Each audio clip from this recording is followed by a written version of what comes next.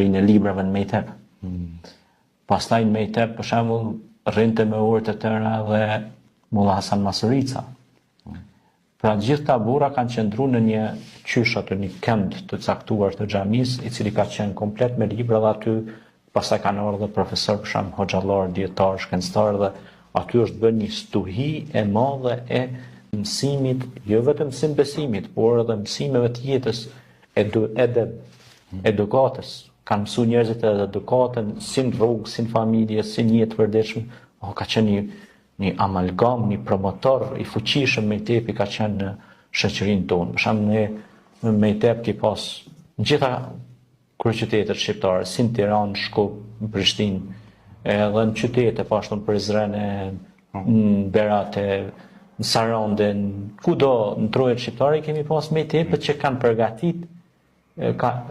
Tash Mejtepet, pse Mejtepet? Shumë e rëndësishme kjo.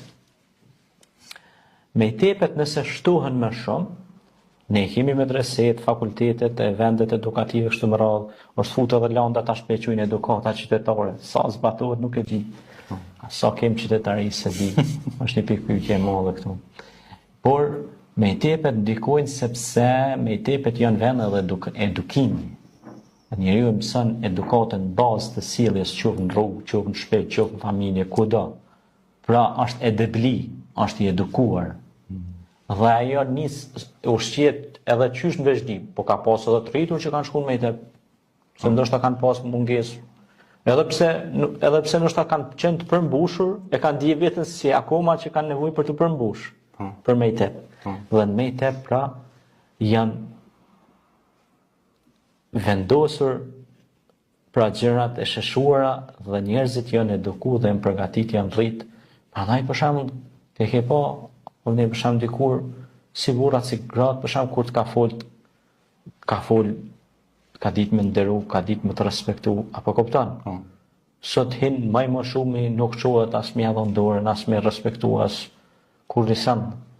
Ose fatkeqësisht tash i kin edhe në për xhamia me e keqja. Hin xhami mbrana i kin për telefon ata të shkruan, vend se me kon ka lutën, ka bëjnë ibadet ata në telefon ato lut. Selam staj. As selamin sa kthej. Kjo është një problem shumë i madh, për shkak sepse xhamia është vend adhurimi. Pastaj hyn në shtëpi, nuk ulet në tavolinë para babës së nanës.